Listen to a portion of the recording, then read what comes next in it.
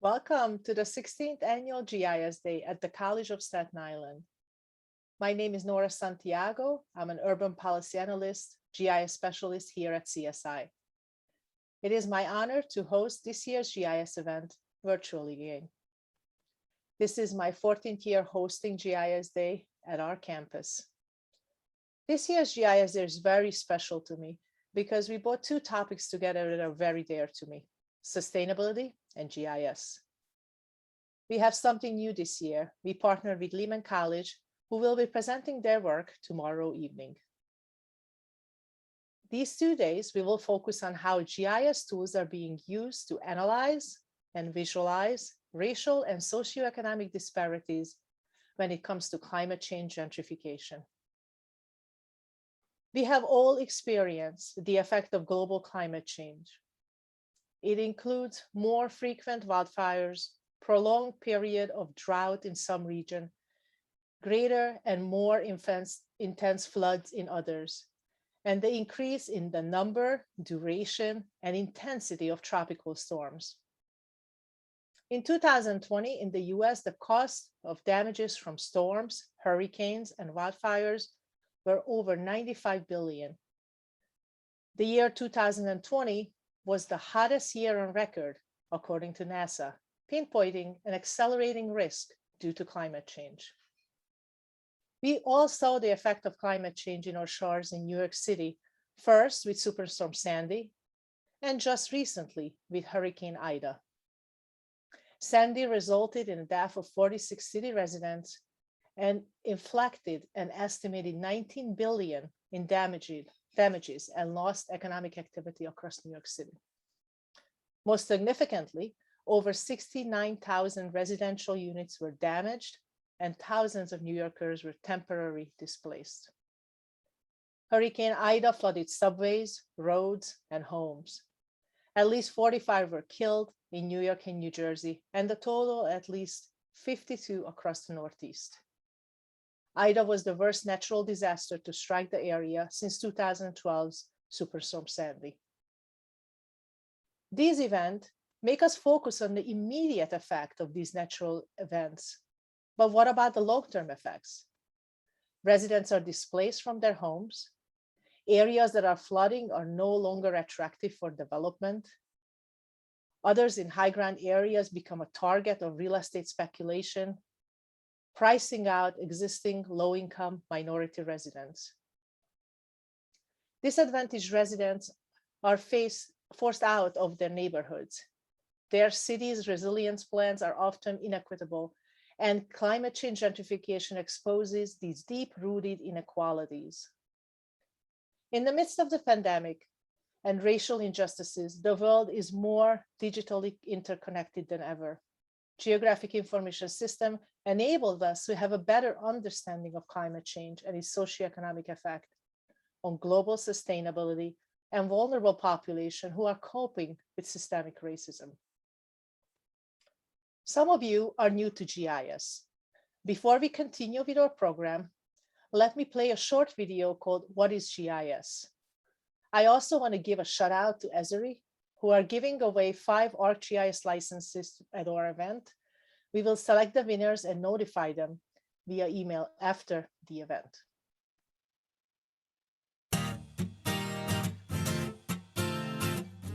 GIS stands for Geographic Information System. Using computer hardware, software, and a ton of raw data, we can explore the fundamental principle of geography, that location is important in people's lives. Using GIS, we can view, understand, question, visualize, and interpret data in visual ways that reveal relationships and patterns, which allows us to make better decisions. For example, a meteorologist might study the paths of hurricanes to predict where and when they might occur in the future. A city planner can choose the best location for a new park or hospital, ensuring that they are built in the place where they're needed the most. GIS is essential to understanding what has happened, what is happening, and what will happen in geographic space. Geographic understanding brings wisdom, and with wisdom, we can make better decisions to create a brighter future.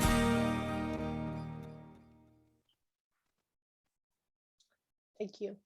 My Office of Sustainability Community Planning has been working hard to raise awareness to sustainability and to encourage students to make CSI green.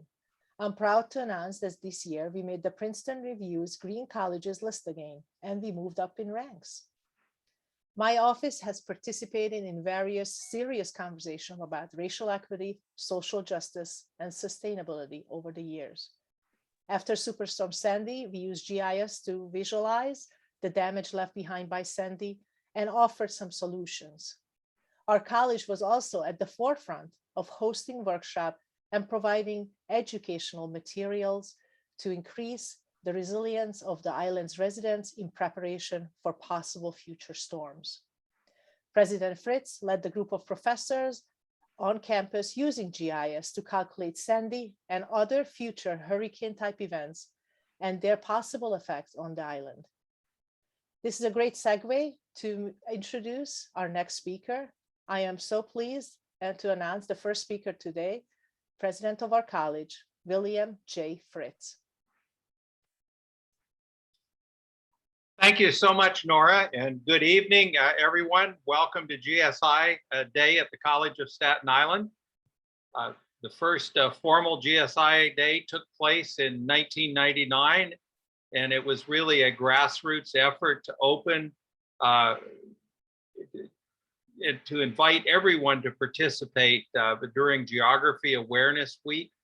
And it's become a global movement that's been recognized in many dozens of different countries. GIS Day brings universities, government agencies, schools, non-for-profits, and GIS professionals together to build knowledge of GIS in their communities and to create understanding about the world we live in. And that's what we're doing here tonight. So thank you everyone for participating. This is the 6th annual GSI Day at CSI. The event predates my arrival on campus, so I think it's safe to say that it's now a firm college tradition. And I'm going to beg your indulgence tonight. I'm going to be retiring soon, and this might be my last GIS Day welcome event, at least as president. However, I'm going to be Professor Emeritus after that, so please feel free to continue to invite me. Our GIS Day, as Nora said, will be focused on how GIS is being utilized as a technological tool to address some of society's most pressing issues, such as sustainability, climate change, systemic racism, and gentrification. Some of the speaker topics will touch on how the long-term effect of climate change, gentrification on low-income minority residents, cities, inequitable resilience plans, and green gentrification.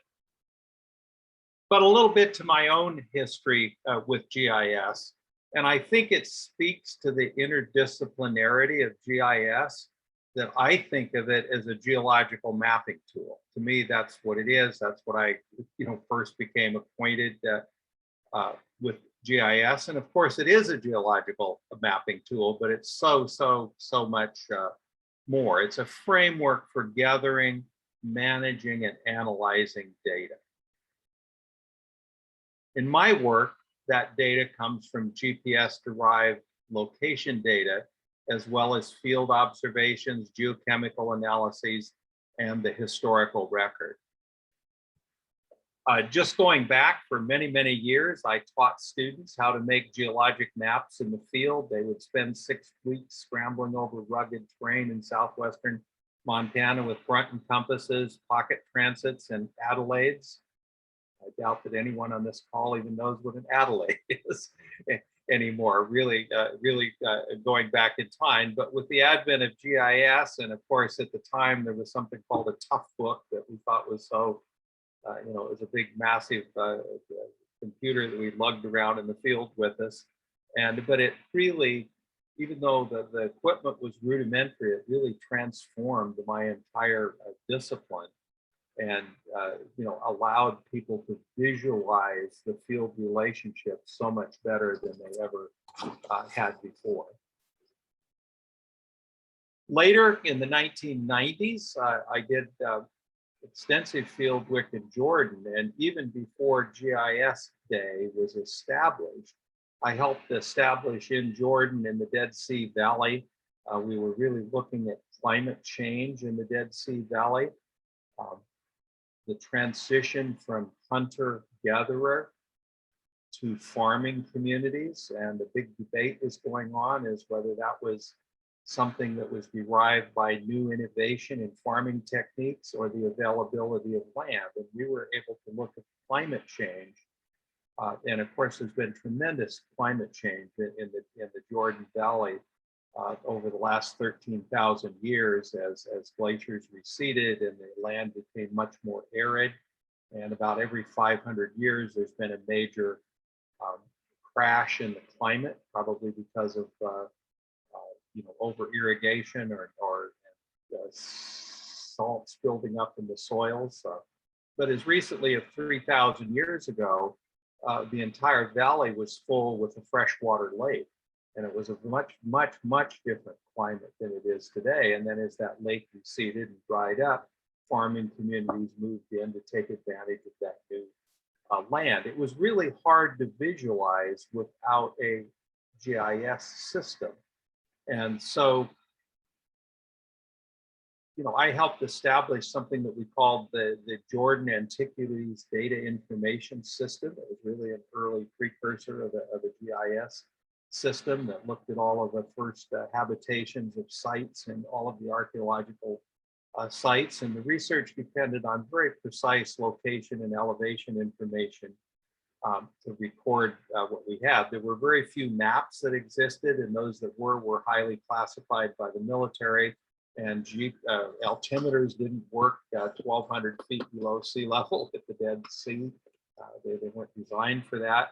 So we had to set up a base station with a known survey location, and then I had to write software program to minute by microsecond by microsecond match that data with data that we collected in the field from very cumbersome GIS and known base stations, and then run corrections. So, really rudimentary by what we can do today, but it really revolutionized our understanding of climate change and human occupation of the Jordan Valley. And because that's an area that's so stressed, it really is a perfect laboratory to study how climate change affects communities, that I think has a lot of implications for what we do today. I'm going to try to share my screen right now. and just have some other visual aids here while I'm talking. I'm assuming that this is going to go through. As Nora mentioned, following Hurricane Irene, which happened in the New York City area in 2011, I worked with Professor Benefoff and others here at the College of Staten Island. Hurricane Irene was mostly a rain event on Staten Island, and many were relieved that we on Staten Island could survive a hurricane.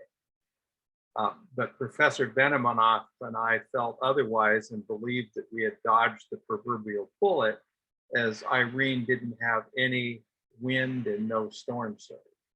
And really damage from hurricanes falls into, you know, flooding, storm surge, rain-induced flooding, storm surge-induced flooding, and then of course wind. So we set out to model what a storm surge of 13 feet might look like, a number that we felt was reasonable based on the historical records.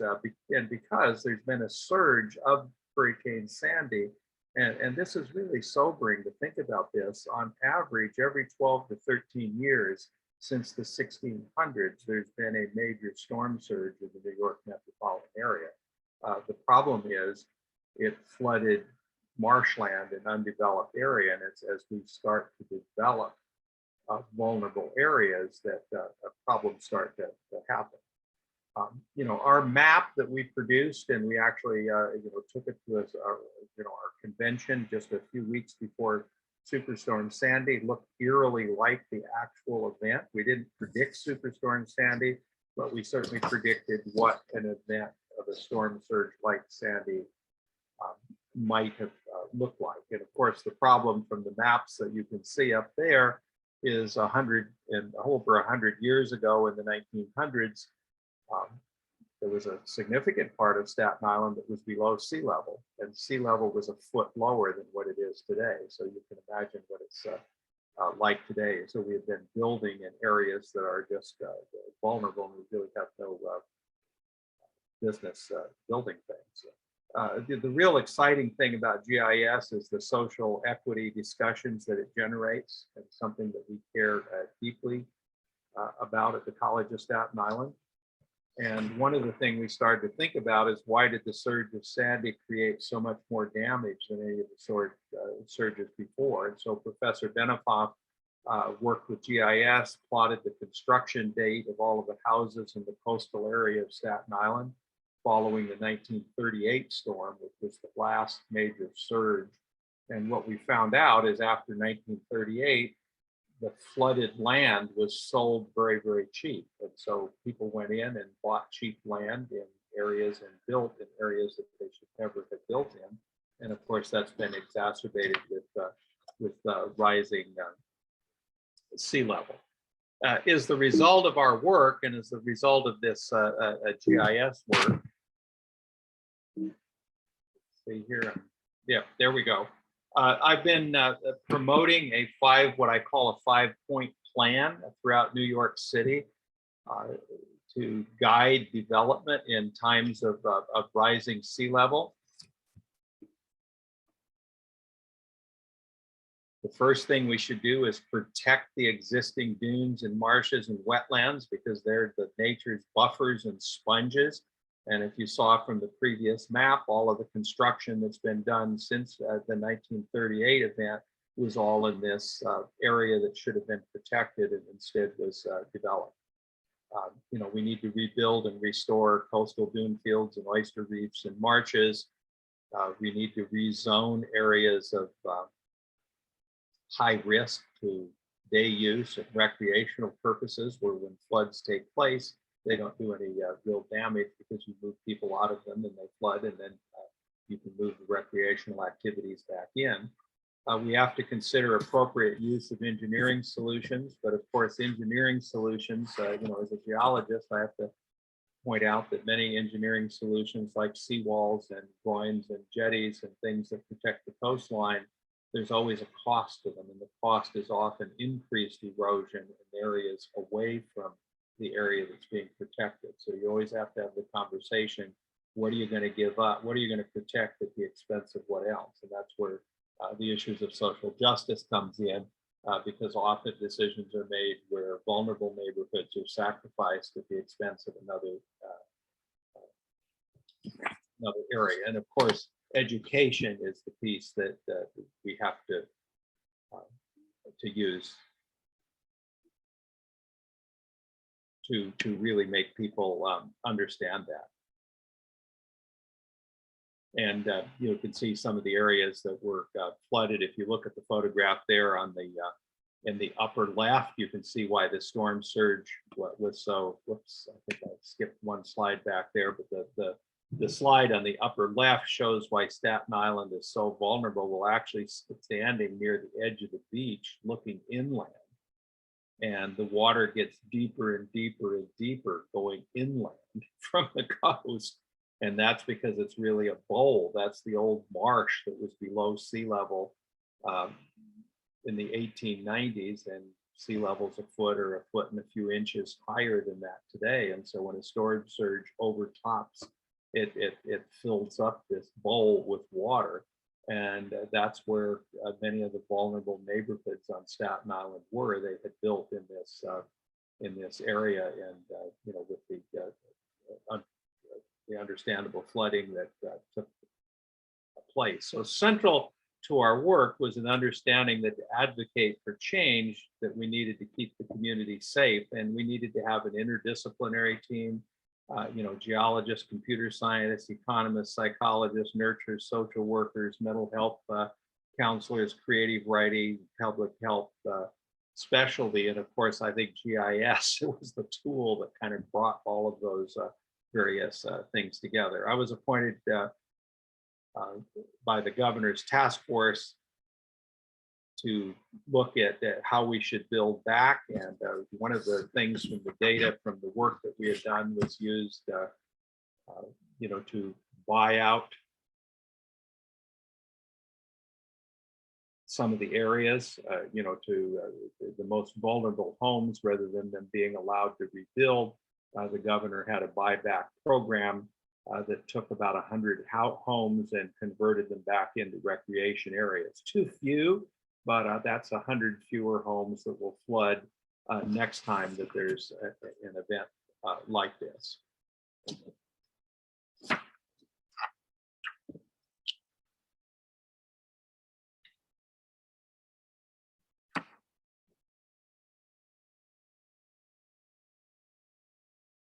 You know, so part of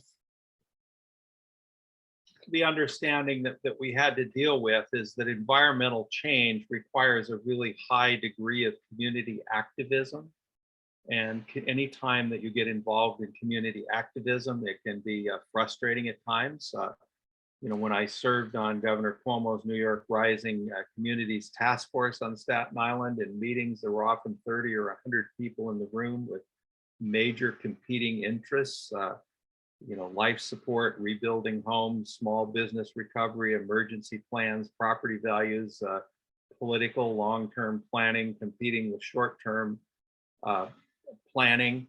And what I was trying to promote was education and the ability of people to understand how storm surge works. So Professor Benimoff and I were very active in trying to present new signage that people would understand where the vulnerable areas are on Staten Island.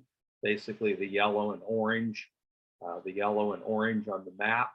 The yellow and orange together are the vulnerable areas that are below what a storm surge can reach. The orange is the actual storm surge from Sandy. And you know, the green and the darker the green is the higher areas that aren't vulnerable to storm surges. One of the real tragedies that we found from our work of mapping was the 40-some lives that were lost, which people didn't understand go to high ground. And we tried to put the message out, don't run parallel. Many people lost their lives driving parallel to the coast rather than turning inland and going to where the high ground was, and they were simply overwhelmed by the storm surge. Many families were disadvantaged for a year afterwards because they not only did they lose their house, they lost their jobs, they also lost their automobiles. And so we said, you know, we kind of put a new twist on the tsunami warning signs of the West Coast that this was actually patterned after, which is when you go to high ground, take your car with you, get your car out of the vulnerable area, because at least you can get to work and jobs. Probably more important for Staten Island than Manhattan, but certainly in the communities that depend on automobiles for jobs and for the economy was something that we felt that was important.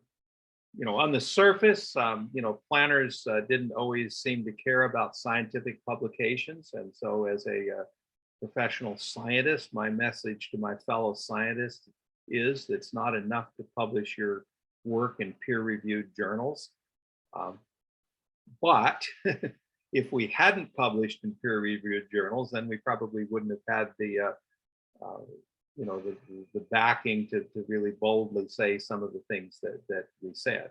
But in addition to producing good scientists, I think that it's a scientist's role to become in community advocacy.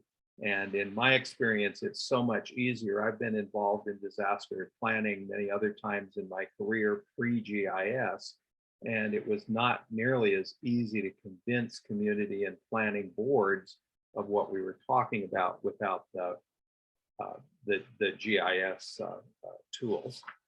The other message that I have, you've got to work on policy with everything from city governments to state governments and a myriad of different planning commissions and agencies and the better communication that you can do to do that, the better a job we'll do. And really my concluding slide is with all of this work, even with GIS, even with all of the community advocacy work. So this is what we envisioned as signage on Staten Island. And I still have an aspirational goal that this type of signage, like you find on the West Coast in tsunami of vulnerable areas, can educate people where the vulnerable area is, what you need to do, arrows that point. And with all that work, I just have to conclude with this sign to show the results of our work. So on the left is pre-Hurricane Sandy warning signs on Staten Island, and you see the arrow pointing coastal evacuation route. The problem with that sign is that it's pointing parallel to the coast. So if you were to follow that evacuation route, trying to get away from the storm surge, you would be overwhelmed by the surge because you're just going parallel with the beach and staying in the trough that I showed from the previous map. Doesn't make any sense. And so I envisioned that the signs would be replaced with the elaborate signage that I had just showed. Instead, what we got was the sign on the right. And at first you might not see any difference. And is it the glass half empty or half full? I mean, it's half empty because we didn't get the great signs. The glass is half full. We got the arrow turned 90 degrees. So that arrow is now pointing towards safety, towards high ground. And that wouldn't have been possible without the blend of science, community activism, GIS as a tool to help that. So thank you for your time and bearing with me and listening to my own personal involvement with using GIS both as a scientific tool and as a community advocacy tool. And I hope you enjoy the rest of the program. And I think we have great speakers that are lined up, and I look forward to hearing their presentations as well. Thank you very much.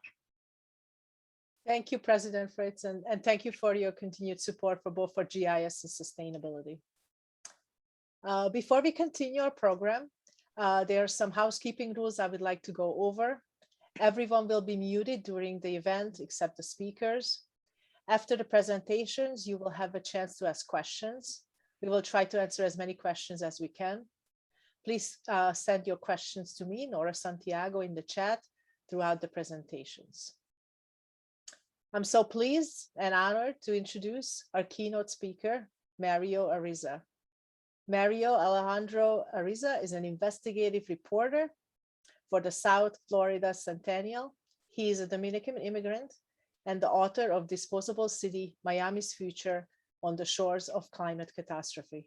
It's an excellent book. I recommend everyone to read this. His essay can be found in the Best American Essays 2019. Mario holds an MFA in poetry from the University of Miami and a master's degree in Hispanic Cultural Studies from Columbia University. His writing can be found in places like the New Republic, the Atlantic, and the Believer. Please welcome Mario Ariza. Hey, good evening, everybody. I hope you can hear me well. Give me 1 second while I share my screen. I'm really excited to be speaking with you here tonight. Thank you so much for the introduction, and thank you so much for having me here. I really do appreciate it. As you guys have been told, my name is Mario Alejandra Ariza, and I'm an investigative journalist based out of South Florida. Actually, recently switched jobs. I'm now working for an organization named Floodlight, and now my beat gets to be climate change and the actors responsible for it. I'm also the author of this book called Disposable City, which I'm just going to shamelessly plug at the beginning of this conversation. It chronicles the already devastating effects that climate change is having on my region. Tonight, I wanted to talk to you about one of the tricky moral challenges, or some of the tricky moral challenges, of living through the early parts of what people are coming to call the Anthropocene, which is sort of the age of human havoc, right? It's when the mark of human civilization becomes visible in the geologic strata to the point that it sort of marks a different time period. But I'll start this moral questioning with a story. So about 4 years ago in Miami, I met a man who ran a charity. I met him at a museum, not an exciting museum. I met him at an event headlined by a politician. That politician has since lost her seat. This man was in his 60s. He was very kind, very soft-spoken. We struck up a really polite conversation at the end of the conversation, or at the end of the event. And so while we were chatting, he told me he ran a charity, and his charity basically gave kids from disadvantaged neighborhoods in Miami and South Florida a chance to go and enjoy the outdoors.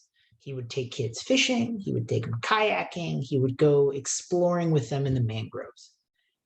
And he sort of dropped this. Every year that he ran a summer camp during the summer for these kids, he invariably ended up taking a not insignificant portion of the attendees of his summer camp to the beach for the first time in their entire lives.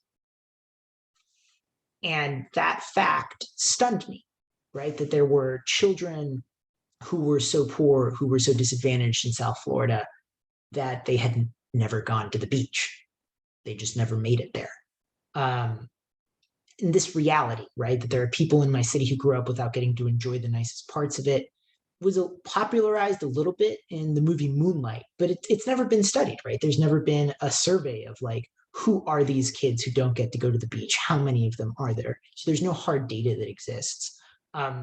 Because this gentleman was African-American and he worked generally with African-American kids, we can maybe suspect that a large portion of them are African-American, but also there are Central American indigenous populations who work here as agricultural laborers. And we don't know if those kids get to go to the beach. But I'm not telling this story because I'm really concerned about them not getting to go to the beach. Because even though that's concerning, I think, and unfair, by the way, I'm telling the story because it really goes a long way, I think, to explaining what are the more dangerous and morally difficult aspects of climate change. Namely, that it's fueled by already existing historical inequality, and that it promises to vastly increase the already effects of that inequality by sort of stretching the contemporary gap between the few and the many, the poor and the rich. So very quickly, I really hope I'm not the first person to tell you that humans are polluting the Earth's atmosphere so quickly as to put the continued existence of complex urban living into question, right? Like you should probably have heard that. This is just, a little CO2 graph from 1960 to 2020. you should have heard by now how dire the situation is, right? How drastic and swift the reductions in emissions are going to have to be in order to keep the Earth's average atmospheric temperature from rising past the point in which major disruptions, war, famine, mass migration, hunger become unavoidable. And you should have been made aware of how unlikely it is, how unfortunately unlikely it is that we as a collective, as a species, are going to manage to come together in the next 10 or 12 years in order to achieve the goal of limiting global warming to 1.5 degrees Celsius past pre-industrial averages. If nobody has yet to pull you aside and explain to you exactly what this all means personally, right? That you and your children may well face hunger, privation, misery, migration, civil strife, personal peril within your lifetime, then I'd like to apologize for being the first one to tell you this. Climate change is really going to be quite awful. And you were hopefully aware of this already. But I want to explain to you a little bit about what climate change is going to look like for the folks in South Florida, right? Because I believe that Miami offers an object lesson in just how unequally distributed the harm from climate change is going to be across the globe. So this slide, really quickly, Southeast Florida Regional Climate Change Compact. They're a little bit like the Rebel Alliance in Star Wars, in which like they're the only ones down here who sometimes seem to be doing anything. They put out some projections. This is their, I hope it's the 2019 projections. Yes, it is the 2019 projections. So for context, I live in an area where the average elevation above sea level is 6 feet, right? If we look at the NOAA medium high curve here, by 2070, which is when I'm going to be, retiring, probably old, definitely wondering why my Social Security check is that small, that's going to be medium, right? Might be a little bit more, might be a little bit less, but 40 inches of water in my city, right? I want you to think 40 inches in feet, that's a considerable amount. And additionally, I live in a place where you can't just build defenses, right? Because we live on top of limestone here in South Florida, right? There's 6 million people who live on top of limestone down here in South Florida, and the water just comes up from under you because it's porous. So we're in peril, but we're not all equally in peril. And in order to explain why, I have to give you a little bit of a history lesson. So this is a famous drawing by a gentleman named Udo Kepler. And it's a drawing of the Standard Oil octopus. So less than 150 years ago, and this is the octopus that made Miami possible, right? Less than 150 years ago, urban existence in South Florida was a fever dream. It was the extravagance of an oil magnate named Henry Flagler that made the city possible. Flagler was John Rockefeller's right-hand man. Together, they supercharged and globalized the Industrial Revolution by commercializing petroleum as an energy source. They literally went into China, and I believe it's the Ming Dynasty at that point, and they gave free lamps to people, because then those people would now have to use their petroleum to light the lamps, right? In order to do that, they pioneered a modern version of the multinational monopoly corporation. And in the very real sense, they were architects of what scholar Andreas Malm has termed fossil capital, an arrangement in which the hierarchical nature of fossil fuel production and distribution creates societies that are really just incredibly unequal and really rigidly stratified. Sorry, you're going to hear my dog in the background. She's trying to chill out on the couch while I'm talking. So case in point of fossil capital is what Henry Flagler goes and does with the money he got from digging up and selling this black gold. He finances a railroad, and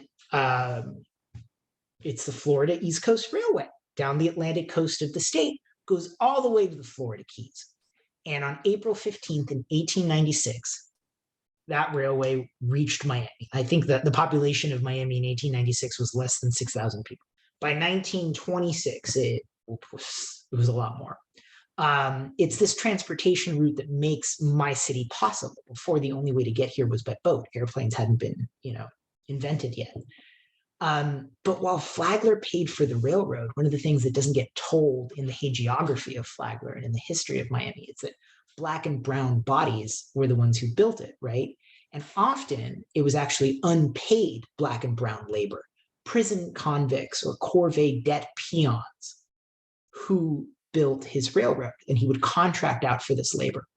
But once people could get into the city more easily, right? Again, you have to ask yourself, well, okay, all of a sudden there's a huge demand for this area. The building boom starts. Who ends up building Miami? Who's the labor force? It's, once again, Black and brown folks, essentially Bahamian immigrants, that served to fuel the building boom during the early 1900s. But this was the Jim Crow South. So even though the whole selling point of the city was its waterfront, the bodies that built the city were excluded from enjoying it by a racialized police state, right? I mean, you literally had lynchings, and up until the late 1950s, Black folks in Miami didn't have access to the beach, right? And you had to have a police pass, like a card, if you were brown or Black, to be in Miami Beach or Coral Gables, excuse me, after dark. That applied not only to just bathing in the sea, right? If you had skin that was a different color, you couldn't go to the beach because the beaches were the white only. African Americans were also excluded from living on the water, and Jews were up until a point as well. So this is a thing called redlining, right? And this was happening all across the country in the United States during the New Deal. Federal Housing Administration loans, sorry, that's my cat, there's two cats here as well.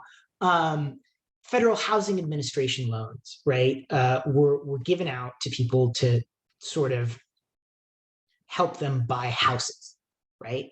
But if you look at the Federal Housing Administration manuals, there's sort of a testament to what I call the short-sighted, spiteful idiocy of white supremacy, right? Because the loans would say, hey, you can loan out as much money as you want on the swampy, sandy beachfront soil. But if there are inharmonious, quote unquote, racial groups, we're going to consider that more of a hazard than flooding. We're going to consider that more of a hazard than hurricanes, right? So that vision and how that capital got deployed shapes the city and shapes the structure of the city. So people down here invested a lot more money into the low-lying areas, and while they left the high ground neighborhoods to languish, right? And to this date, the high ground neighborhoods, that red that you see, goes along what's called the coastal ridge in Miami, and it's the highest points above sea level, averaging between 11 to 13 feet. But today, it's those low-lying neighborhoods that are losing value because of sea level rise, right? And it's not that they're losing value specifically because, real estate is an incredibly inflated asset. In fact, all asset classes are inflated, but that's a different discussion right now. It's just not rising as quickly as the stuff on the high ground. But the folks on the high ground aren't getting to enjoy that rise in property values. Because of the generations of economic precarity that they suffered, they're instead being displaced by the capital that's now focused onto these neighborhoods, and they're being moved to the lower ground. And that makes everybody in the city more vulnerable, right? That displacement increases commute times. That means when a storm strikes, the people on the low ground are going to have less adaptive capacity to get out of the storm's way or to bounce back after the storm hits. The term for this phenomenon is climate gentrification, right? It's an example of how, in adapting to climate change without mitigating its causes, society can end up hurting those individuals with the least capacity to prepare for what is going to come. And it's a phenomenon, climate gentrification, that I really suspect is going to become much more widespread as disruption from climate change picks up pace and adaptation to it does as well, right? The rich are going to adapt, the poor are going to suffer, but because of the historically and racially conditioned nature of urban landscapes in the United States, the suffering of the poor might just happen because of the direct action of the rich. And here's where we're presented with kind of a unique moral challenge. how do you study and protect yourself from the effects of climate change without causing further harm, right? So it's Geographic Information Systems Day here. And as a journalist, I've seen these systems used for both good and for ill, right? One of the great uses of these systems is, I mean, recently, right? Obviously, there's tons of great uses for them. But here, we just have a breakdown of tree canopy in Miami by zip code and median household income. And I believe that you can pretty quickly pick up an inverse correlation, right? You can notice that the areas of the city that have more trees are also the areas of the city that have more money, right? And that has secondary effects, right? That means that those who are least able to afford the cooling bills are the ones who suffer the most from the heat, and they're the ones least able to deal with the medical complications like COPD and asthma that come from living in the heat. They also live next to the highways. So it's environmental racism, toot sweet, Kate's point. And you can use a geographic information system to display it. But conversely, you could also use the system to map out and calculate the flood risk of entire neighborhoods, and then use that to sort of bet against the securities that contain those mortgages. I'm actually really surprised nobody's been caught doing that yet. Or you may even be able to deny lending based off of flood risk, right? And Miami's inversion, right, of who lives on the floodplain doesn't necessarily hold true for cities across the United States, right? So there are definitely areas where the poor are regulated to the floodplain. The ethical quandary becomes even more complicated when it comes to the personal decisions that you yourself are going to have to make in the future in order to adapt to the changing climate, right? If there's displacement in your future, whether because of rising seas or intolerable heat or deadly storms, how are you going to make sure that you yourself don't displace and harm someone with less adaptive capacity when you're forced to move? And so the moral implications of climate change become even more stark when we zoom out past the level of personal agency and consider nations and governments, right? This is just a matter of record, both historical and geological. Those nations that spent the 19th and 20th centuries colonizing much of the rest of the world are also the ones responsible for putting the vast majority of carbon emissions into it. And there's a reason why also it is those nations that have the largest concentrations of billionaires, and it is those incredibly wealthy individuals who emit the vast majority of the world's carbon. Right? There's a direct link between economic prosperity and carbon emissions. And this kind of catches the once colonized nations of the world in a catch-22, right? Their populations are going to be the ones who bear the brunt of climate disruption, whether it takes the form of, heat in the Middle East that gets too much to bear and you have mass migration waves or unpredictable monsoons. And for decades, many of these nations have been asking for direct payments from the world's top polluters as a form of climate reparations. To date, no cash has been dispersed. And that brings us back to Miami, right? Which I argue is being treated as a disposable city. Because within 1 or 2 generations, the inhabitants of the city that I love face mass displacement at the hands of the risen sea, right? Like, we're gonna have to get out of here, a lot of us. But most of us go about our daily lives in sublime ignorance of this fact, right? We participate in industries that extract capital and extrude gases without realizing that the relationship between growth and emissions has to get severed.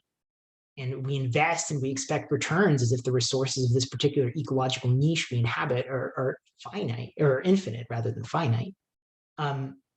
So we live here as if we had conquered nature. Right? But just as our forefathers lived here because they believed that they owned the land because they had conquered it from the people who inhabited it. But that's a really problematic ideology, right?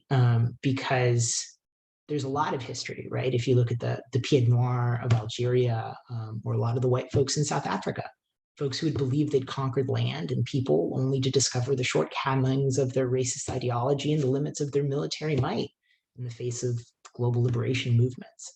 The inhabitants of South Florida are flirting today with becoming a displaced people. every time they turn over an internal combustion engine. And while the geography and the geology of Staten Island are distinct, I think the presentation that came before me shows you that the peril that your coastal community faces in your region is not materially different in many respects. Thank you. That's my presentation tonight. Thank you very much, Mario. So now please place your questions in the chat. While we're waiting for questions, I read your book and I really loved all the details that you talk about Miami.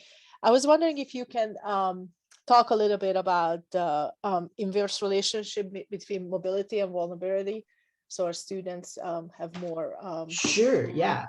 And this is really cool to map with GIS, right? But it really came home to me when I was reporting on a large hurricane here, whose name I don't remember because we get so many of them. Irma, thank you.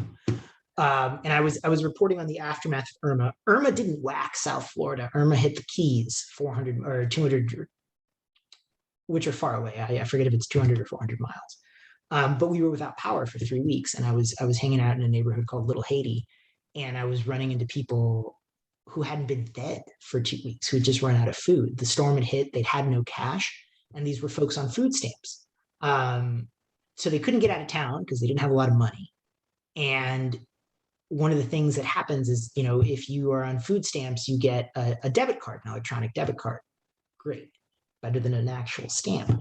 But if the stores that except the food stamps don't have electricity, they can't run their electronic point of sale systems, and you can't buy food even though people are giving you money. And so that heightens their vulnerability. So when demographers think about climate adaptation, right, they think in terms of adaptive capacity and the ability to be mobile, right? Like if you have to get out of town, that requires cash, that requires a vehicle, that requires the ability to not make money for a certain period of time or have, some place to stay wherever you're going. A lot of people in the city that I live in the region that I live in, and I assure you in the region that you live in too, don't have that capacity to evacuate, don't have that capacity to move out. They live lives that are altogether too precarious to deal with or to use flight as a response to a major disaster. And when you're doing disaster planning, right, that's something you got to take into account. I don't know if that made sense. Yeah, that makes all sense. Thank you. We have a question from the audience. How is city planning responding to the effect of climate change on Miami? That's a great question. So city planners who understand what's going to happen are a bit hamstrung. I think, right, like there's a good group of civil servants in South Florida who are really trying to adapt the city and move, us into a direction where we accept our vulnerabilities and learn to live with the water. But for example, if we take the subject of seawalls, right? We have hundreds of miles of seawall all across Southeast Florida. They're all either going to have to be put higher or replaced or something. I have a contact I know, he's trying to make living seawalls, right? Seawalls made out of or built in such a way that they use natural systems, they're restorative, they capture carbon. To get something like that permitted, it's nuts, right? Because you don't have a big industry behind it lobbying necessarily the permitting agencies. And so you see, on the one hand, that adaptive solutions that could really solve problems are very, very rarely taken up by the interest groups that have the capacity to push them through the regulatory apparatus. Conversely, adaptations that would make us less risky, right? I don't know, not constructing hundreds and hundreds and hundreds of single family homes in a floodplain that, is already 2 feet below, or it's already just 2 feet above sea level, right?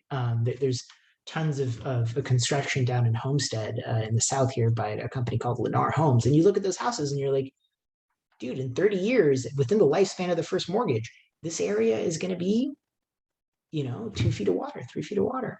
And because we're a machine for growth, right? We need property taxes here because we don't have income taxes. The only thing the city understands is grow, grow, grow, make more money, build, build, build. And that's a terrifying reality, because this is a city that fundamentally needs to understand how to die, right? Or how to not grow. And that's just a grief it doesn't want to countenance. Yeah, absolutely.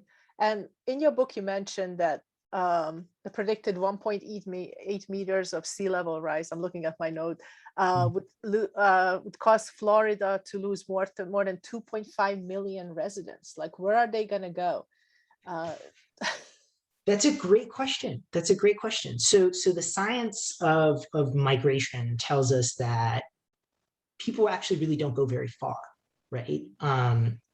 People like me, who are relatively young, who have money, who are educated, can move between cities easily, right? Like I would be, or somebody in my demographic would maybe go to Chicago or maybe go to New York. But the less money you have, the less education you have, the older you are, right? Or the more family connections that you have in a particular area, the less far away you're likely to go. So where are the two places that are going to catch, quote unquote, most of South Florida's residents? Orlando and Atlanta. They're the two major hubs. Now, Orlando is already doing some thinking there to prepare for that, and good on them. They're looking at it as a huge business opportunity.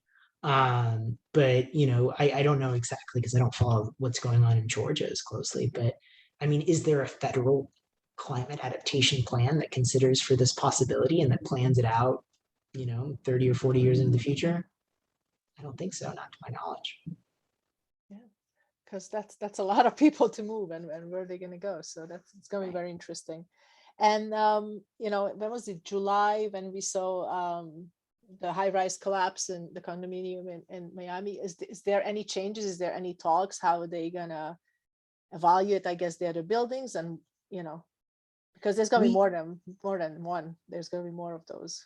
Right. Yeah. So we still are fundamentally in the dark about why the Surfside collapse occurred. For those who, you know, may not necessarily remember, what happened in the middle of the night on my birthday, right? Not to make this about me, but it was like a really heavy news day. This building collapsed with 98 people, you know, sleeping in it, and they all died. And we still don't know why, right? We know that the concrete had deteriorated. We know they weren't taking care of the building. We know that the parking garage had flooded pretty regularly with seawater, and that it had some underground piles that had been built to code. There's a whole mess of things that went wrong in that building, I think. And ultimately, it's going to be up to federal investigators to piece together the clues to tell us why that building fell when it fell in the manner that it fell. But the fall of that building does put the central core product of my entire region into question, which is real estate that we love to sell to New Yorkers, amongst others. And, you know, building practices here are not nearly as well regulated as they are in the Tri-County region. Engineering isn't nearly as well regulated. You know, contracting isn't. And we're seeing a whole host of issues. And okay, how does this tie into climate change? Well, you have this expectation that the ground beneath you is solid. You have this expectation that both the private and the public infrastructure, which you rely on to, you know, get you the things that you need to live, that it's going to work. And I think what climate change increasingly tells us, right, what climate variability increasingly tells us, is that those assumptions are flawed. Thank you. We have another question from the audience. In your talk, you mentioned the notion of shared responsibility, factoring how our personal decisions can lead to displacement of others. How do we as a society begin to move in the direction of shared responsibility? Oh, that's a great question. I think the models that come from other societies of how they accepted shared responsibility for terrible things happening might be instructive, right? I'm looking at societies that dealt with coming back together after a genocide, right? Or an authoritarian process. You have these sort of truth and reconciliation commissions where there is truth telling, but there is also forgiveness. And those two things have to go hand in hand, right? You have to be able to say, hey, no, look, these bad things are happening because a certain group of people believe that another group of people are inferior just by virtue of the color of their skin. And they've been practicing that for a couple hundred years, and they don't necessarily see how that cumulative effect is their fault. But, you know, that truth telling, it's one of the functions of journalism, but it also has to be the function of people in society every day, frankly. Yeah. Thank you. I have one more question. In the book, you kind of encouraging people, not kind of, you are encouraging people, you know, to get involved. So what would you suggest for our students, how to be, you know, be involved with climate change and other social impact, you know, what can they do? Sure. So I'm a local government nerd, and I think local government is fun, right? I think like if you want to meet people, if you want to feel like you have purpose in life, and if you want to just see some ridiculous stuff, get involved in local government, right? Go to council meetings, meet your local representatives, your council members, your aldermen. I don't know what exactly you have up there or what structure. And participate in the conversation, right? Understand what issues they're looking at. And as a young person, right, as a college student, understand what issues they're not looking at and make those issues heard, right? You have a large voting bloc, but you're not necessarily activated. That's sort of what happens with young folks these days. You know, they come out for certain elections, they don't come out for other ones, but seniors vote in every election because they have the extra time. And so there's that disparity. But yeah, get involved, figure out what your government structure looks like. And it's usually a lot easier to meet your local city council member and express your concerns about what's going on in your neighborhood and your city to them, even if it is climate change. Hey, how are we adapting? What are we doing? What are you doing, dude? That's where it starts.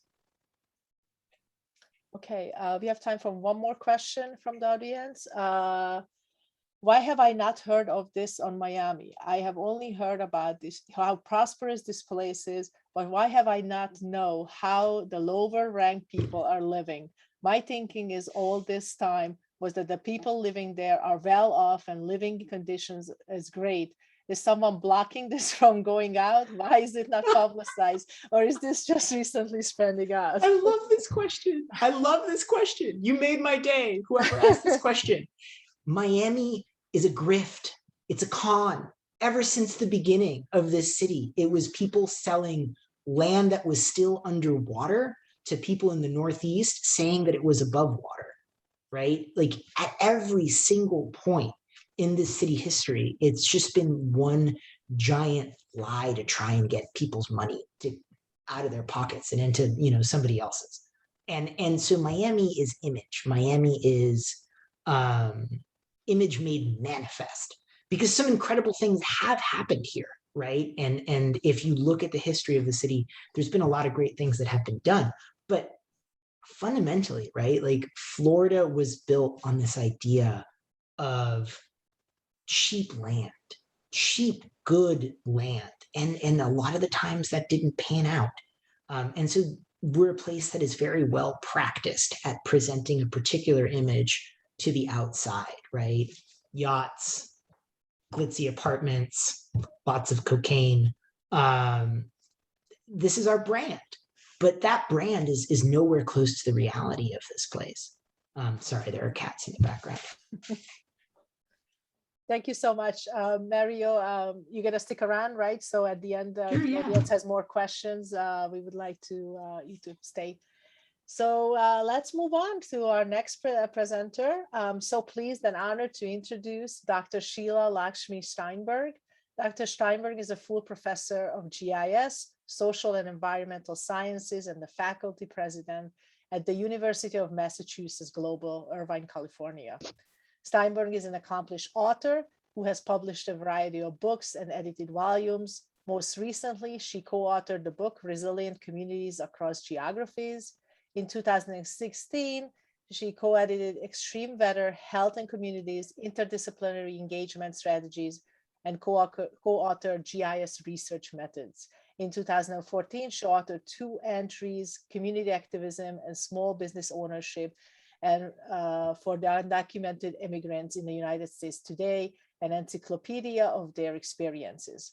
Professor Steinberg is also co-author of a book titled GIS for the Social Sciences, Investigating Space and Place.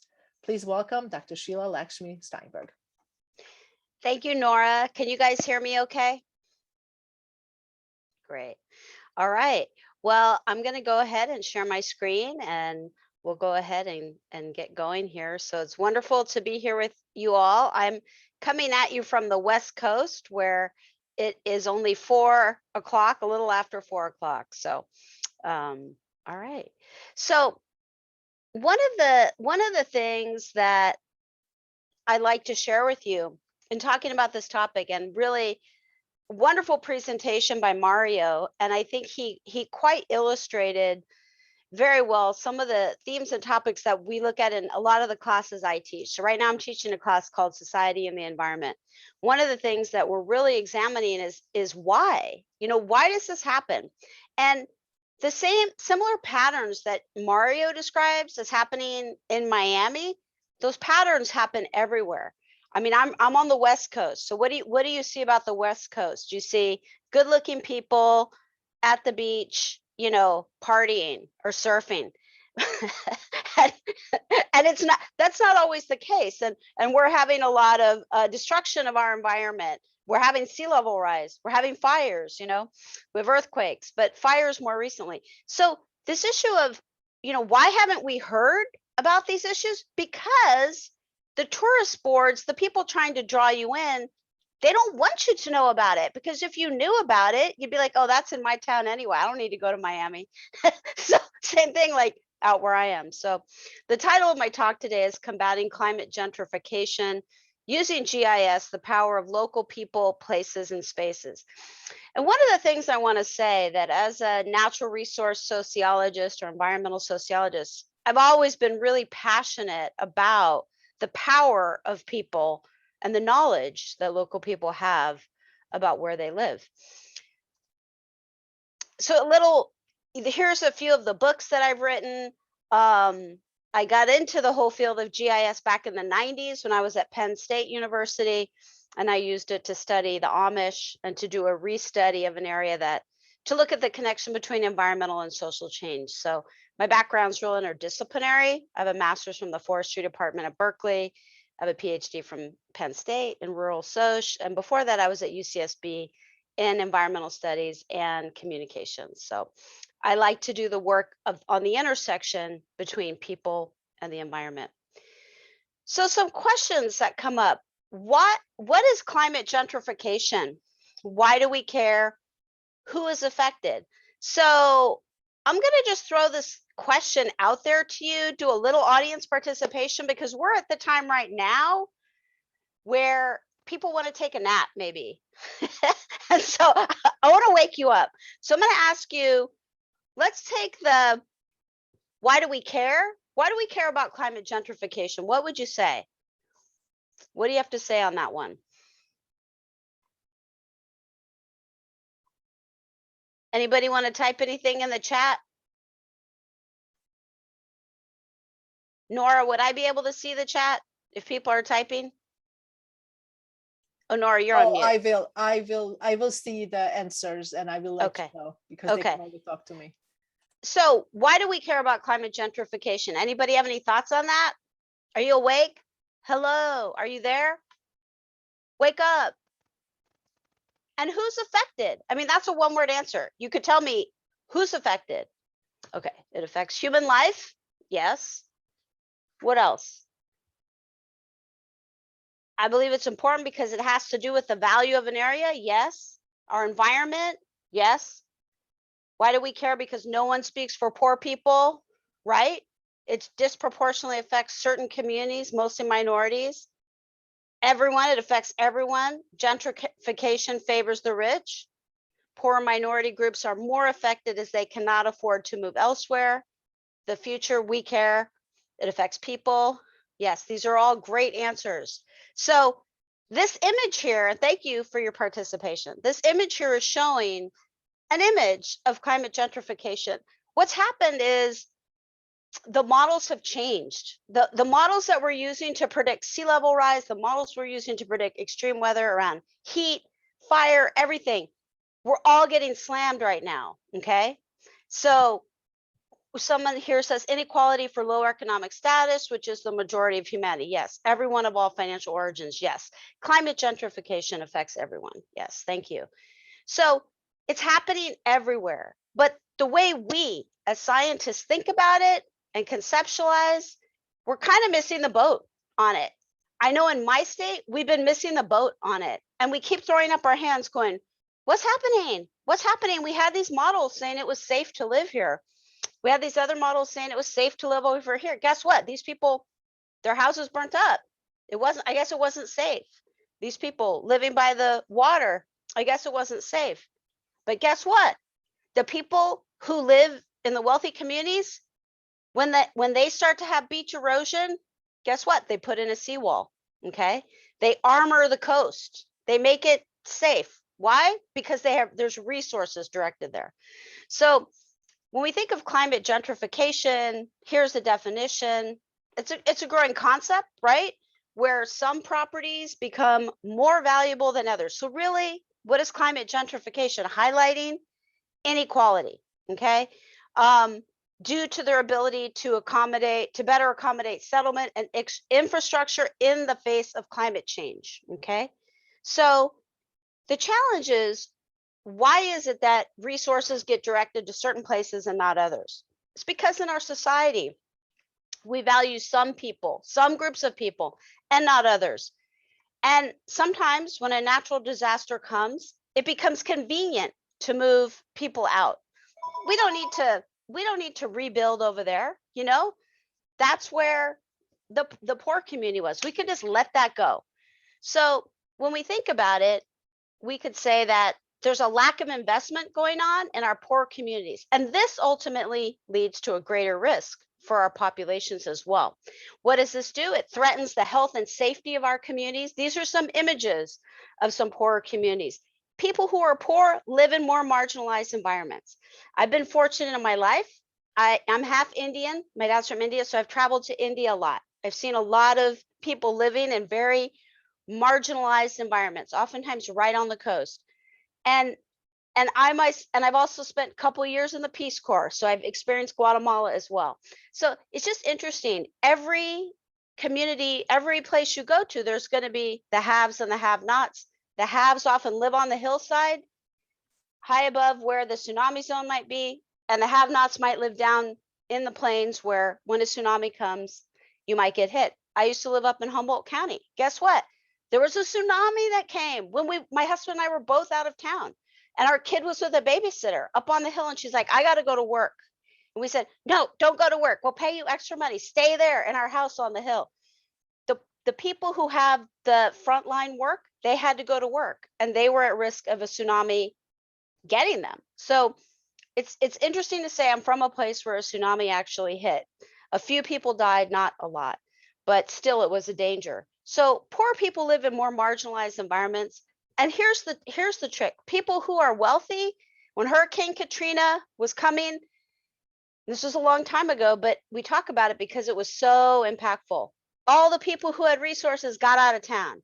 The people who didn't have resources went into the super dome, right? That's where they went. And the roof got ripped off that. And a lot of sordid things happened when the lights went out and you had thousands and thousands of people in the Superdome, but the wealthy got away. So this issue of inequality, who has the ability to flee, who has to stay, and who's stuck, comes up. This is a picture of paradise. So one of my neighbors was one of the forensic scientists who went in and studied paradise after the fire and interviewed survivors. What this picture is showing right here is where a lot of homes used to be and mobile homes. And what you have going on in a place like Paradise was Paradise, California. You may have heard of it with the massive fires that happened a few years ago, a lot of people died in this town because they couldn't escape. There were only a few roads in, a few roads out. Why did they live there? Why were people living in the wildland urban interface? Because it was cheap. It was cheaper than living in expensive real estate somewhere else. So economics factored in to why people were living in substandard, unsafe environments that were at risk from fire. So when lower income people get pushed out of the safer neighborhoods, so it's not just sea level rise, but it's also fire. And it's often easy to move the poor because they're going to have to flee an area. They're going to have to go to where they can afford to live. And often, like I said, where they can afford to live is substandard environmentally, is risky environmentally. So it raises this question of why and who cares and why don't we know? And I'm glad so many of you are here on the talk. We're able to hear Mario. I'm looking forward to getting Mario's book as well to read the story of why. And the images and the perceptions we have of places, where does that come from? It comes from the media. Is the media going to show us images of places in Miami that maybe where people are starving, where there's trash, where there's rats? No, not really. Unless they're an investigative reporter, they're not going to show us that. So this raises some questions for us who are students of this issue. The question comes up, why use GIS to combat climate gentrification? As someone who's been using a student of GIS for 25 years, I would say I love using it. I love teaching about it. It's not the technology and the button pushing. What I love is the power to empower. So GIS is a tool to empower. It's an art form. It's change technology. GIS exposes inequities. The easiest way to show that there's something going on is in a picture. A picture's worth 1,000 words. So in a lot of the work that I've done, we've been able to influence policymakers. My husband and I collaborate a lot. He's Geographic Information Officer for LA County, but before that, he was a professor. We did a lot of work working with farm workers, telling those people's stories, documenting local knowledge. So these are some of the things that are important. The power of people. It sounds like a very 70s things to say, but it's true. The people have power. What is the power of la gente, or the people? Every place, every community has its own knowledge, its own understanding, its own capacity, and its own problem solving abilities. And when you look at a community, you have to think about, what do the elders know about this place? What do the youth know about this place? And a lot of this knowledge that we gain about a place is determined by our patterns of movement and mobility in certain areas and our length of experience. So when we think about young people, teenagers, they have a knowledge about a place that's valuable because they're often out roaming around, going to different places. And the older folks have a lot of knowledge too, because they've been living there for a long time. They've seen things come and go, and the middle age too. So it's important to be able to say people in any community have knowledge. Now you might be saying to me, so what? You're not telling me anything I don't know. Why are you talking about that? The reason I'm talking about it is because part of the data that is often missing for scientists is the knowledge of what do people know. We can get all kinds of secondary data. We can get all kinds of census data. We can get all kinds of environmental data. But the knowledge that we often miss is the knowledge and observations of the people who are living in a particular place. Native American communities, communities that are in the barrio, communities that are right at the brink of living right by the ocean, of people who are out there experiencing the environment every day, know something about where they live. So GIS can be used as a tool for resilience, to help communities achieve resilience. And one of the most recent books I have written, it's an edited volume actually, is called Resilient Communities Across Geographies. And that book just came out in January. It's a bunch of stories about how communities around the world have used GIS to empower themselves and to stay strong. How the Aboriginal people use it in Australia, how Indigenous LA, how different tribes up in LA have history that is somewhat forgotten, but we can map it out using GIS. How Canadian youth are using, Native American youth or First Nations youth are using GIS to tell the stories about their communities and to engage in projects that are important to where the people where they live. So when you engage with communities, you can gather information that can then be conveyed through a story. And storytelling, you might go, oh, storytelling's for kids. Nowadays, many of us use story maps. We use other types of visualization where we're not only showing a map, because a map on its own is not exciting. A map, however, combined with images, music, passion, oral history is very powerful. And this is where the power of mixed methodology comes in. So if you have a passion for helping people, use your methodological skills, bring those to bear, help people to document what they see, and that can become data. When you document local people's knowledge, it can become data.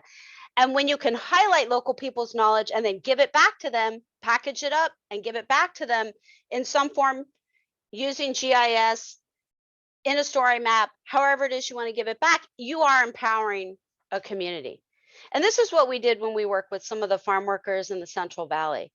So one of the theories I'm going to share with you that I'm most excited about or most proud of that my husband and I came up with was this one called socio-spatial grounded theory using GIS. So Glaser and Strauss had come up with grounded theory a long time ago, which says basically when you're going to study something, you begin from the field and with observations, and then you work your way back to study it. When we wrote our book that came out in 2015, we talked about socio-spatial grounded theory, and we're happy to find out that some researchers who were doing work down following Katrina actually tried to use that theory. Actually, we wrote about this theory back in 2006 and then again in 2015. But when they were studying the impacts of Katrina, some of the researchers were employing socio-spatial grounded theory, going down there, seeing what was happening in the community, and then trying to document it and to gather observations about who's suffering, where are they suffering, what are they experiencing? Is there a lack of water? Is there a lack of security? Is there a lack of food? What's going on? So you begin in the field. So one of the first steps that when you're doing socio-spatial grounded theory is you think about what's your topic of interest. Sounds easy, but sometimes it's not. What is that aspect that you want to get after and look at?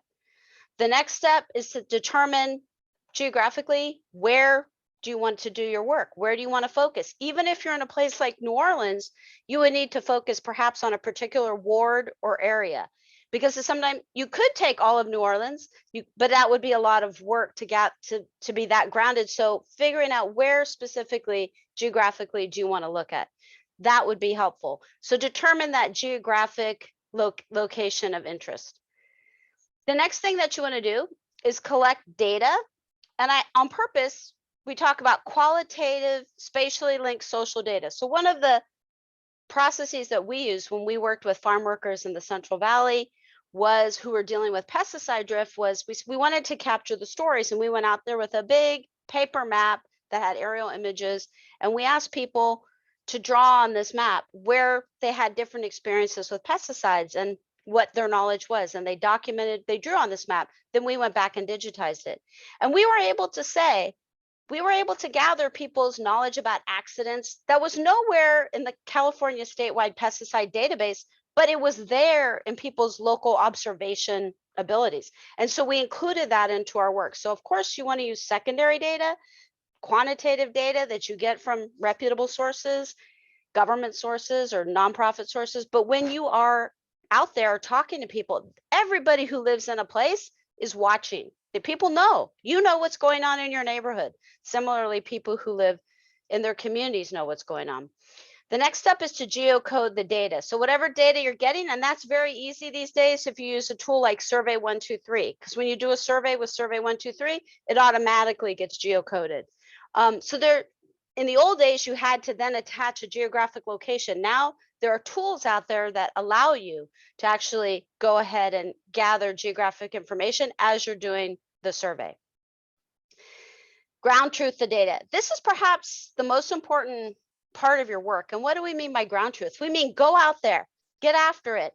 If your secondary data is telling you this % of people live here and they're this kind of ethnicity, go out and check that out. If the data is telling you there's rock outcroppings over here and water over here, try to triangulate and go out there and check it out. If you can't physically go to a place to ground truth your data, try to bring in other sources of data to ground truth, because we know that there are sometimes mistakes in data, and it's easy to get taken in by these mistakes, and then bad decisions get made. So being able to verify and assess whether or not your data is accurate becomes very important. Step 6 is analyze the data and look for spatial and social patterns. When you bring different types of data to bear on a problem or issue, qualitative, let's say oral histories, maybe you did some content analysis of newspaper articles. I love how Mario was showing us the images and he told the stories of the history and place of Miami, because the history about the place of Miami that happened in the 1800s still impacts the city today. It established norms of behavior. But if he hadn't done a historical look at that, he might not have known that that pattern of making it seem like something that it wasn't, and really trying to always draw in the tourist as their primary goal, that's always been underlying for Miami, for the story of Miami.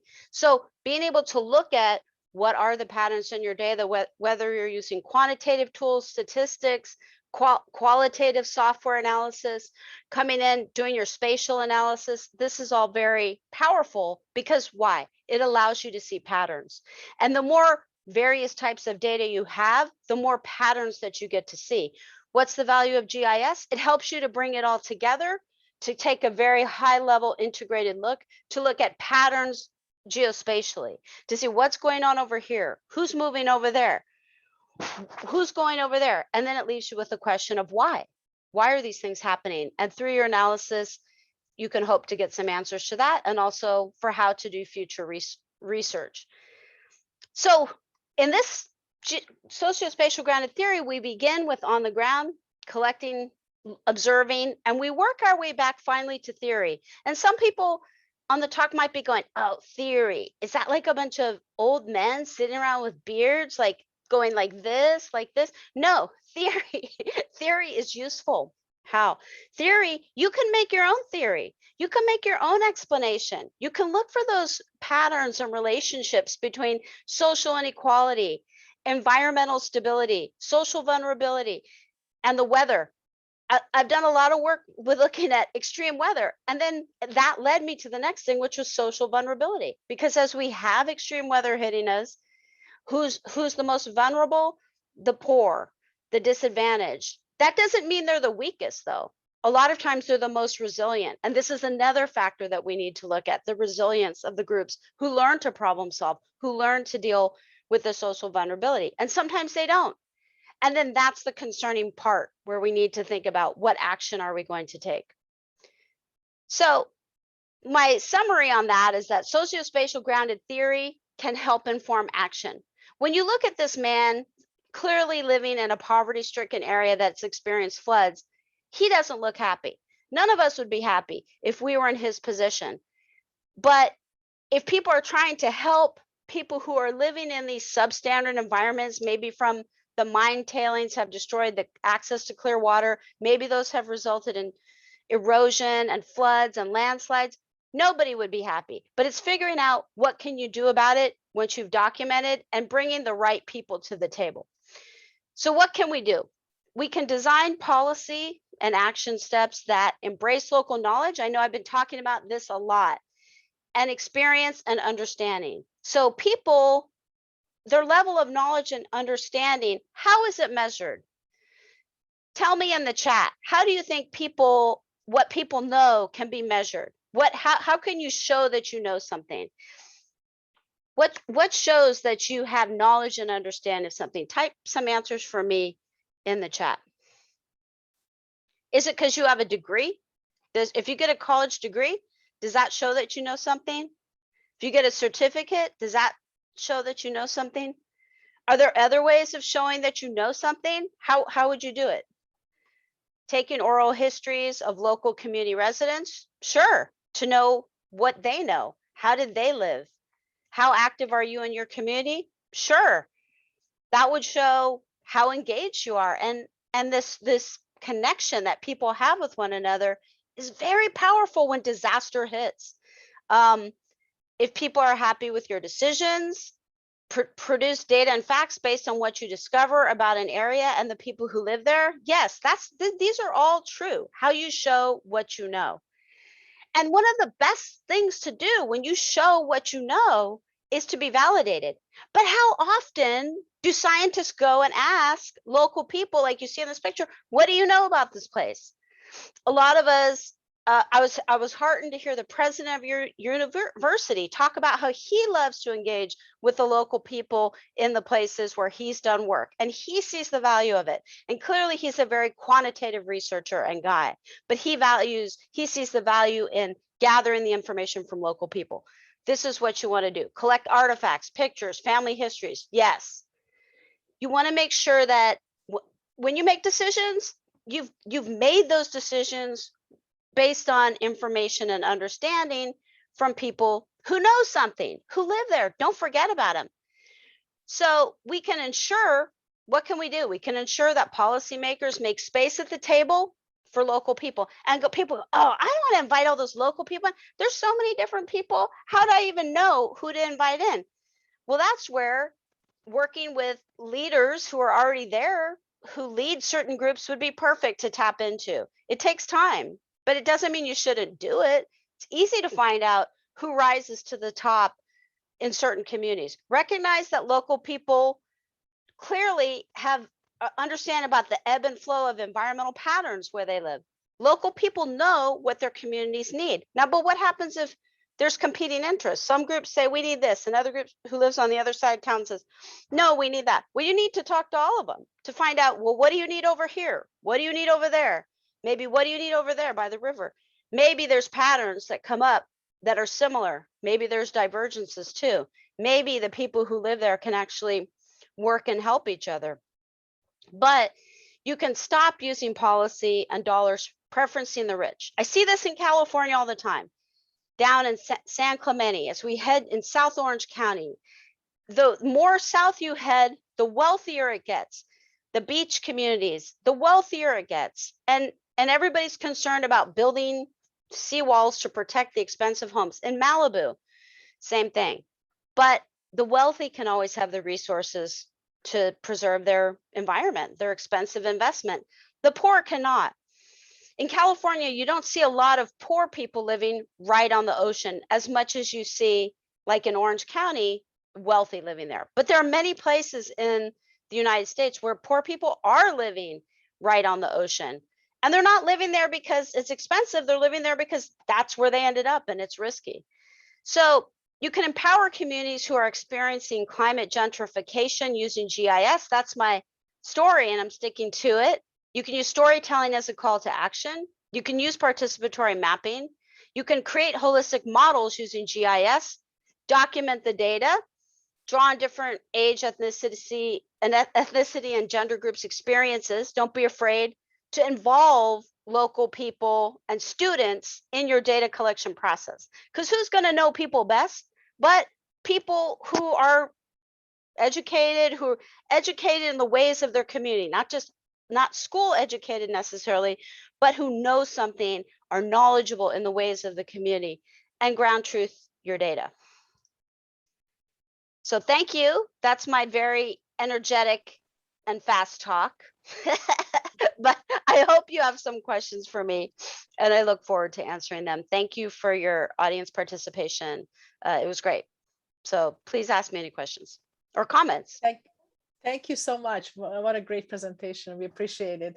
So yes, I would like the audience to put questions. I have a couple of them that came in, so I'm going to start with those. But while Dr. Steinberg is answering them, please ask more questions, and there could be also questions directed to Mario as well. So the first one is, how often does local government heed your recommendation in California?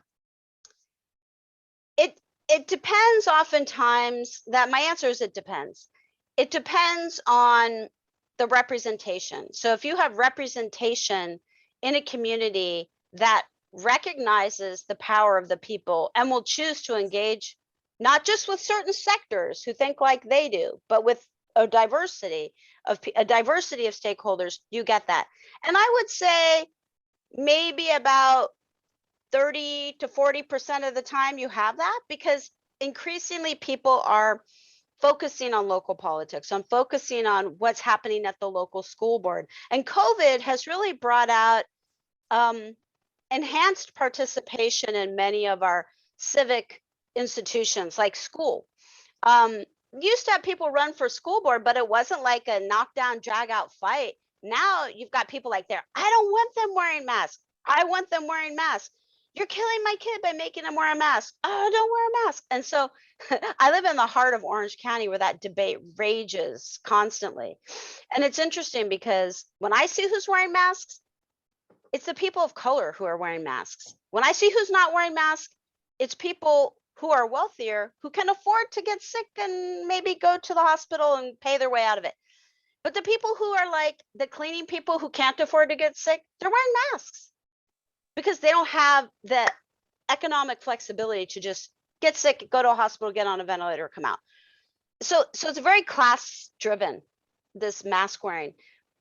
Again, I'd say maybe it's about in 30% of the communities where people are engaging, 25 to 30%. It could be more, but again, that depends on who's your representation and who are your leaders and what are those values and how vocal is the local community to step up and say, I'm going to be heard. My group's going to be heard. We don't care if you're different than us. We're going to tell you what we think. How rabble rousing is the community? Are the high school students? Are the people? Are the college students? Yeah.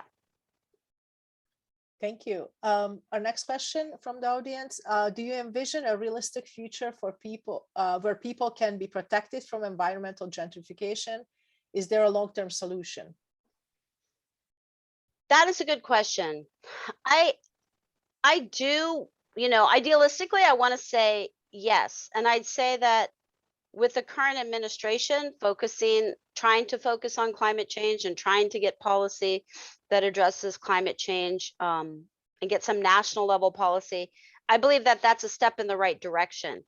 I don't know that there's always going to be inequality. There's always going to be the haves and the have-nots.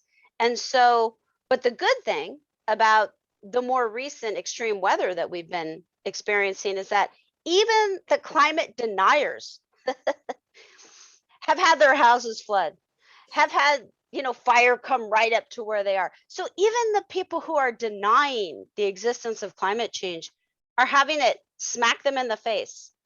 Boom. Oh, you don't think it's happening? Boom, it is happening. So there's a greater awareness through experience of these crazy storms on the East Coast, the flooding on the East Coast. People who want to deny it, it's becoming harder to deny it when, people in New York City are dying because their basements are getting flooded and they're in the basement. Like, whoever heard of that happening? So when it was supposed to hit the coast, the Gulf Coast, and then it actually ended up killing people up where you guys are. Who heard of that? That's a crazy pattern. So these different patterns that are happening are slapping people in the face and waking them up to go, oh, wow, oh my, it's not a myth. It's happening. I guess I got to put in an insurance claim. I guess it's happening. So the greater awareness, I think, will lead to more action. Thank you. We have another question. Based on your experience, which type of data collection would you say helps you gain a better understanding of a particular community? Primary data in which you visit these places and see firsthand what's going on, or secondary data where you hear stories from people who live there and other information you can hear from other sources? Yeah, so that's a wonderful question. And I would say a lot depends on your budget. Okay, how much money do you have to travel to a place? I always like to do multiple methods. So I say the best approach is a multiple prong engagement with a community with using multiple methods. So I always begin with key informant interviews. So I start with who are some of the leaders in the town, maybe civic leaders, people who are important, and I do maybe 10 to 15 of those. Then I usually go in and I try to do a survey if it's appropriate to hit a greater number of people. I think that is secondary data better? It's necessary. You can find secondary data on any place that you're going to do work on. So it's almost like you want to get the lay of the land before you go into a place. And the best way to do that is with secondary data, whatever you can find on the internet, but from a reputable source, so that by the time you land in the place and you're there physically, you will have an understanding of the demographics, the poverty, what are some of the major issues in the town. You can gather that from looking at newspaper articles. And then if you have time in your budget to sit down and gather oral histories from some of these places, I think that's a wonderful way to go. So it depends on what is the objective of your research.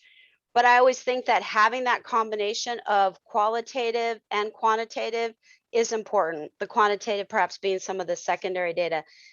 If you can find existing, already done qualitative interviews, great. Those are harder to find than existing secondary data that's like demographic or census data, because census data is great. You can get it for all these different places. So a combination would be the best. Okay, thank you. I don't know if Mario is still here. A discussion could be for both of you.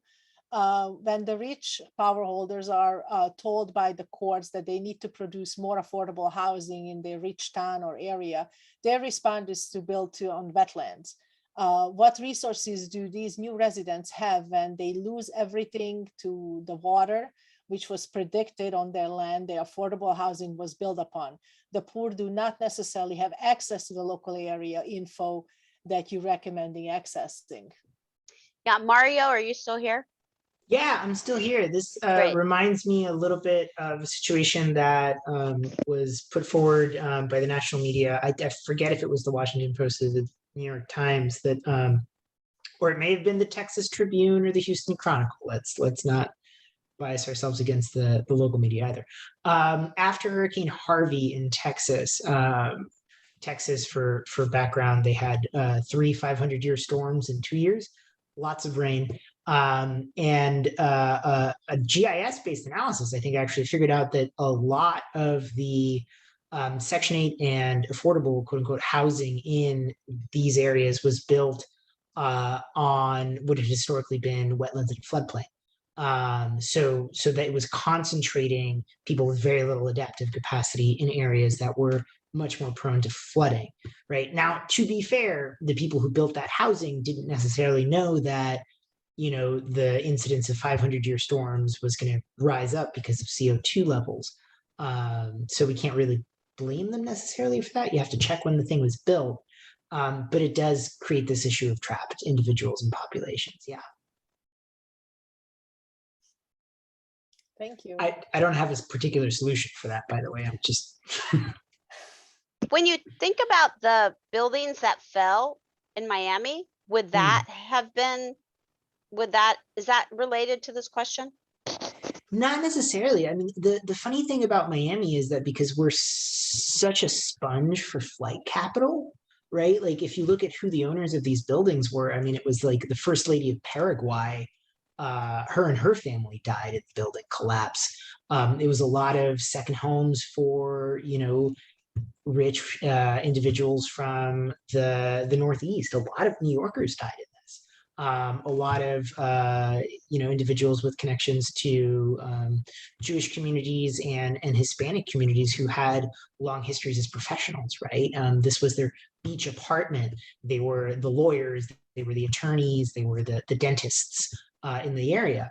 And so because we built the water that particular way, it's not necessarily an issue of like poor folks being next to the water here in Miami. What it is essentially a collective action problem, right? Because like that particular condominium association made some mistakes, I think it's fair to say, right? They did not maintain that building correctly.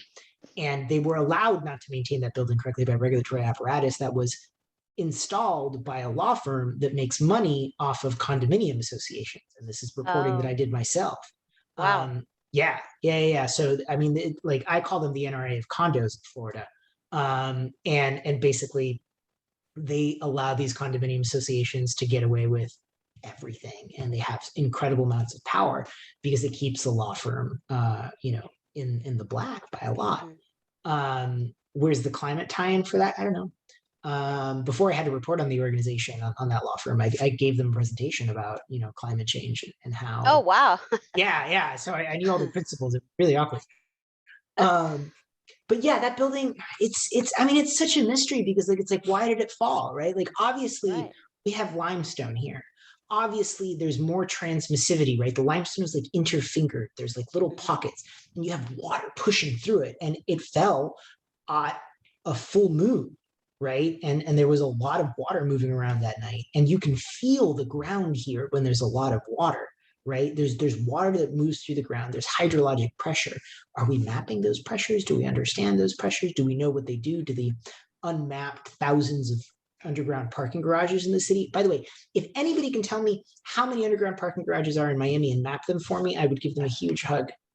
I really Yeah, would. I I've think been you wondering need to for give more years. than that. You need to give more than that. I mean, you're a great guy, but that's a lot of work. Right?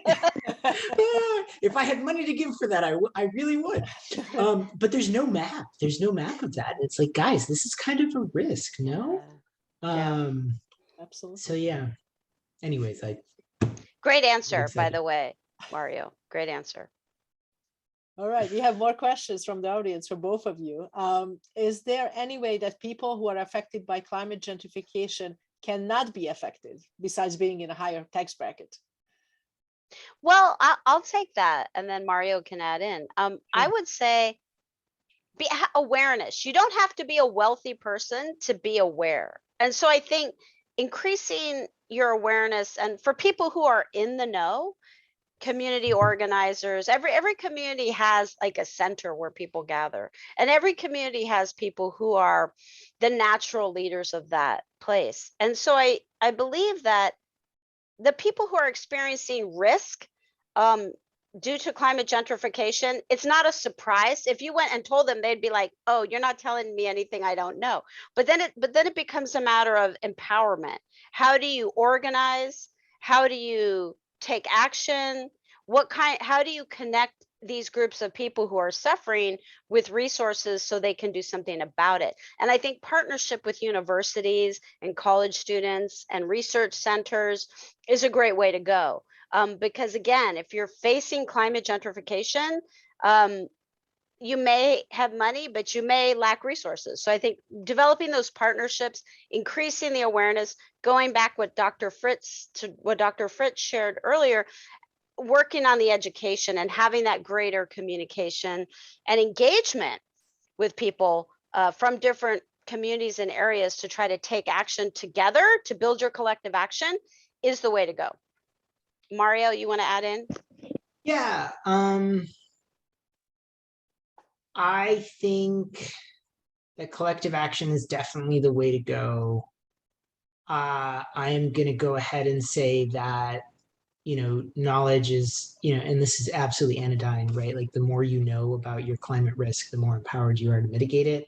But I'd also just I'd like to offer an example of like moments when like a dysfunctional government doesn't necessarily take stuff into account.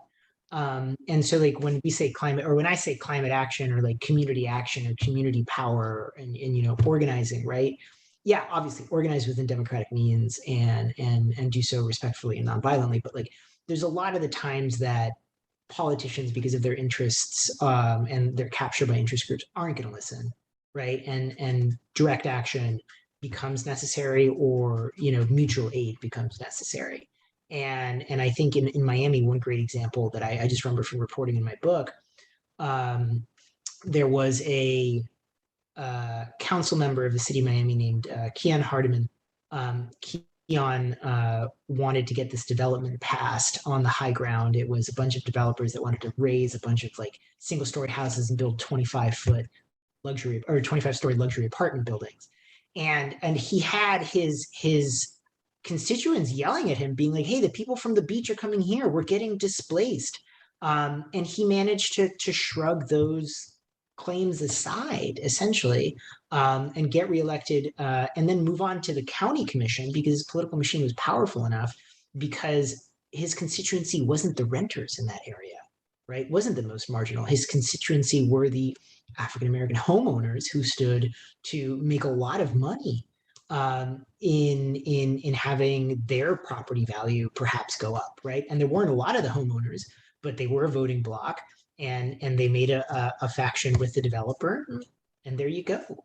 And so I think one of the things we also have to understand is that, you know, marginalized communities aren't necessarily a monolith, and that capitalism can create, you know, interest groups that make demands upon a centralized bureaucracy or government that you would never expect.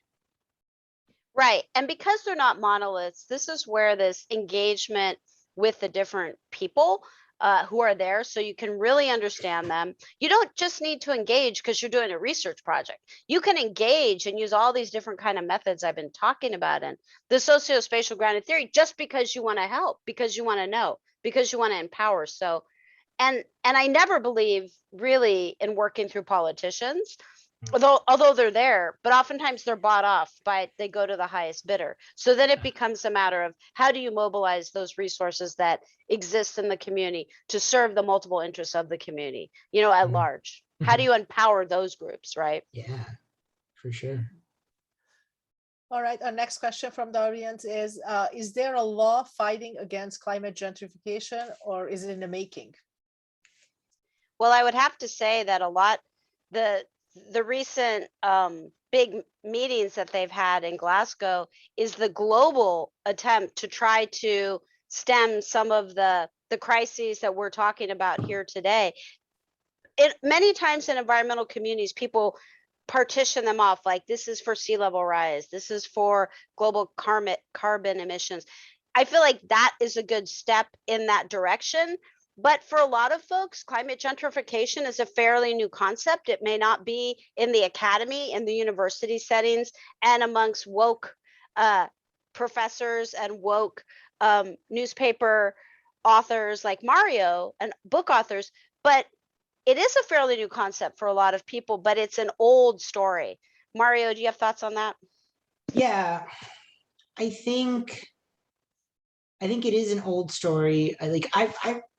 I'm old enough where like I was there when people first started using the term here in South Florida, and like it was just like it was good search engine optimization, so a bunch of stories about it took off.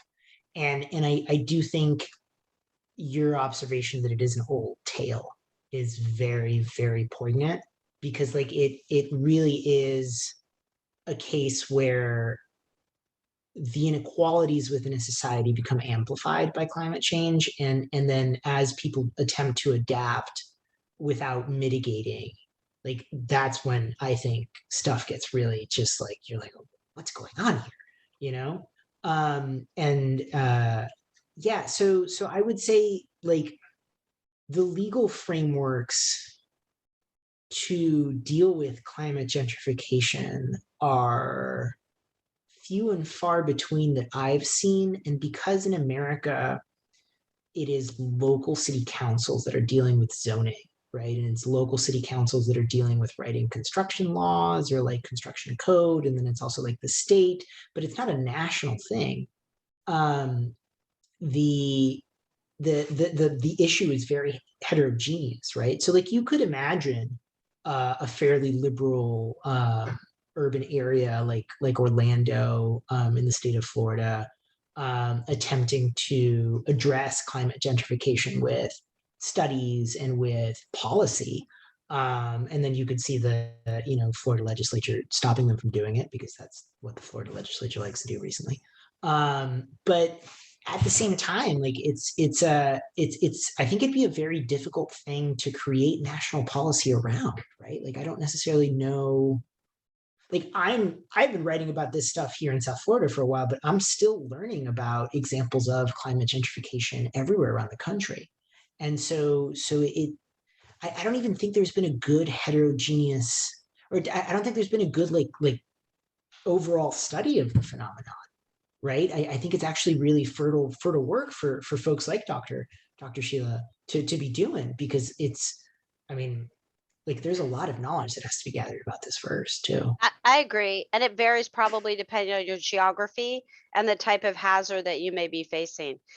So I think there is a lot of work to be done. But I feel like a lot of the people in our audience are people who care, and they could start to do some of that work. So if it doesn't exist, gather the data, create the story, and then work for policy and work for change. That's what I would say. For sure. Sounds good. There's a question for Mario. Can you address the issue of sunny day flooding in Miami? Oh, sure. Yeah. Sunny day flooding is awful. It was really bad a couple weeks ago. We had like a really bad high tide.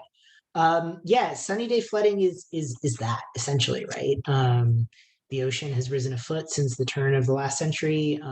It's risen some like 5.5 to 6 inches since like I got to the city in the early 90s.